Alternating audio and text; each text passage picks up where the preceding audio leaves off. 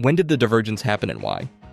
In Fallout's world, technology looks like what people in the 1950s imagined the future would be. This happened because at some point, history split away from our real world. The series calls this moment the Divergence, and it's the reason Fallout's universe developed so differently from ours. According to the original developers like Tim Kaine, this split happened somewhere around the end of World War II in 1945. The problem is they've never told us exactly when or why, but the game gives us a few clues. For example, the Freedom Trail exists in Fallout's version of Boston, even though its construction began in 1951 in real life. This suggests that the divergence from our timeline likely occurred after 1951. Otherwise, too many historical events would have had to unfold in exactly the same way by coincidence. However, there are a few odd details that technically predate World War II. For example, the Sunset Sarsaparilla Company was founded in 1918, but these didn't really change human history in major ways. The mystery is what actually caused this split. Some fans think it was a technological breakthrough that went differently. Maybe transistors were never invented the same way, so computers stayed huge forever. Others think it was a political decision about how nations handled nuclear technology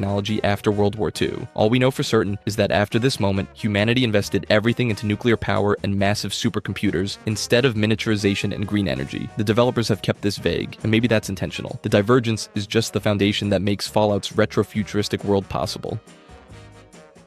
Who launched the first bomb?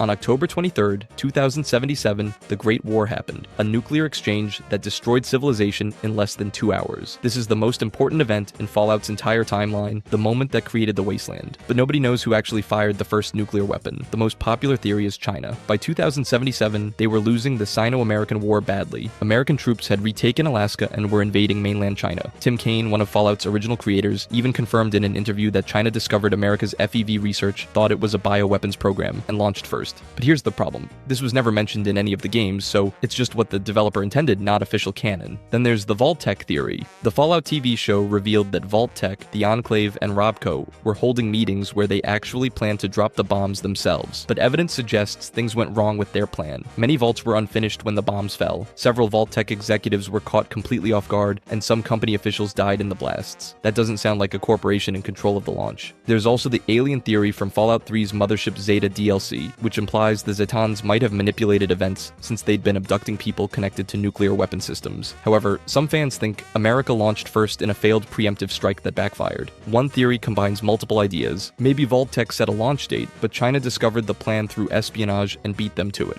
The truth is, Season 2 of the Fallout show might finally give us an answer. Until then, all we know is that once the first bomb launched, everyone lost. Who is the mysterious stranger?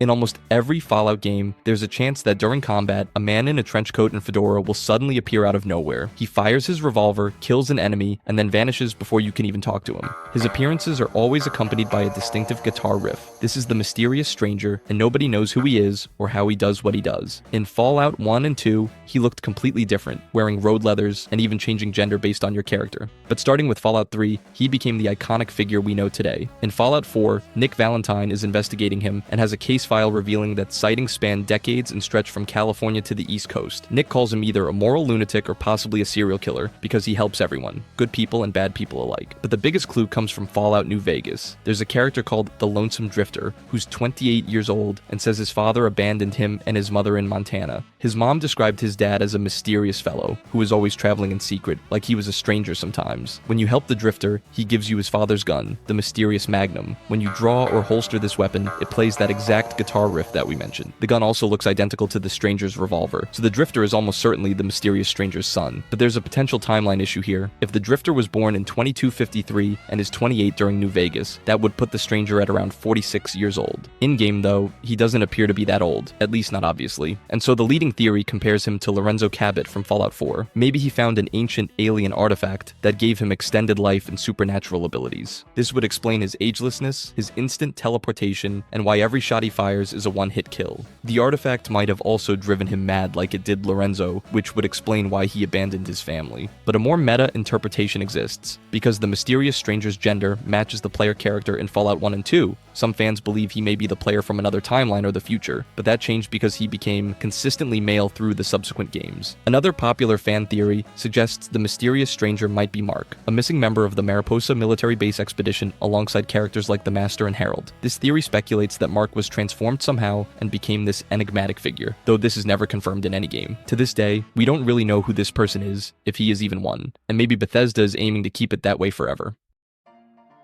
What happened to Vault 11's only survivor?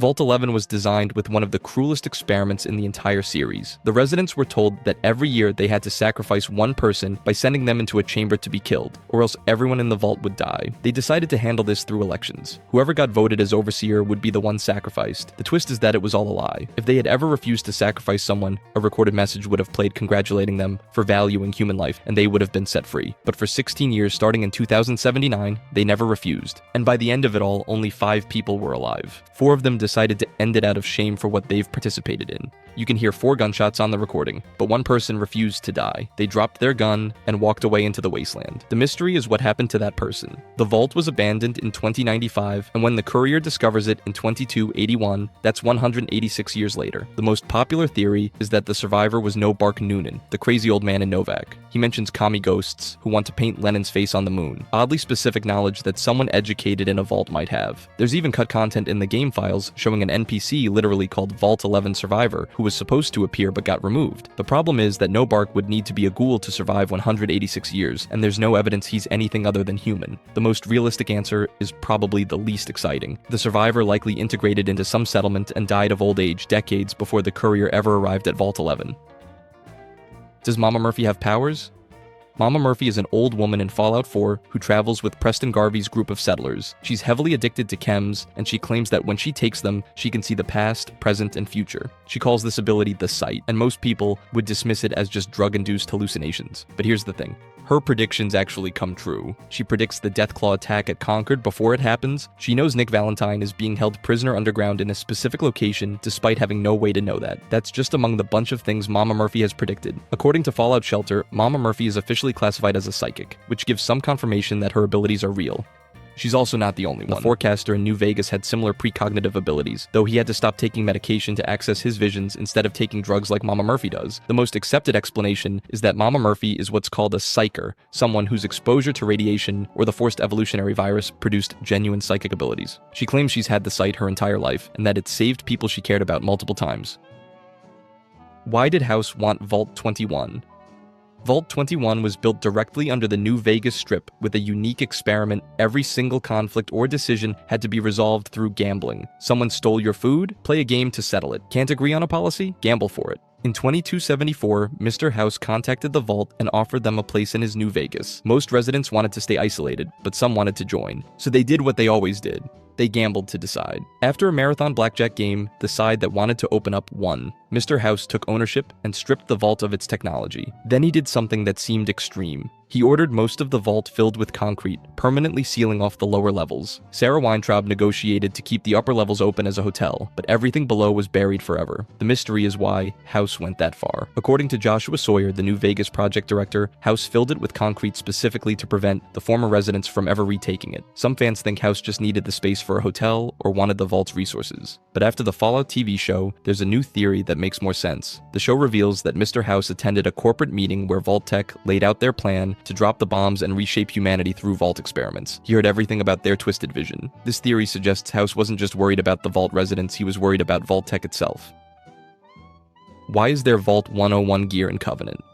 Covenant is a small settlement in Fallout 4 that looks like a typical pre-war neighborhood, but it's actually hiding a dark secret. Underneath the town is a secret compound where they kidnap and experiment on people they suspect are synths. Here's where it gets weird. To enter Covenant, you have to take a test called the SAFE test, which is supposed to detect synths. This test is nearly identical to an exam called the GOAT from Vault 101, same questions, same format, just with Covenant replacing Vault 101. At first, players thought this was just a fun reference to the previous game, but if you explore Covenant's underground facility, you find Vault 101 connections everywhere. There's a person wearing a Vault Tech lab coat, and posters on the wall show Vault 101 imagery. It was obviously intentional, and that's why it's mysterious. Why would a Commonwealth settlement have all this Vault 101 gear when that vault is in Washington, D.C., hundreds of miles away? Some theories suggest Covenant traded with Vault 101 exploration teams, or found an old supply truck meant for that vault. It's such an odd thing, and for a game that's full of intricate little details, this connection has to be something Bethesda deliberately created. Who is part of the Great Game?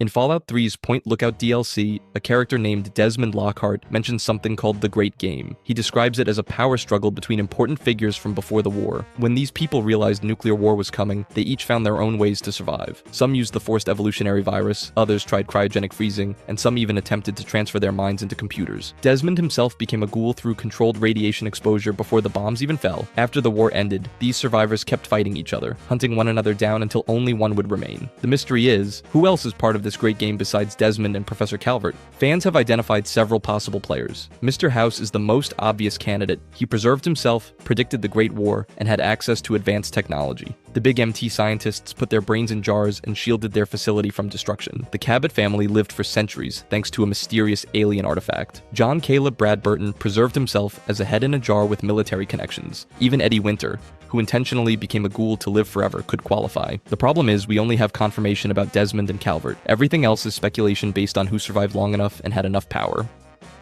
And those are Fallout's biggest unsolved mysteries. What do you think really happened? Let me know in the comments, and don't forget to like and subscribe for more Fallout lore dives.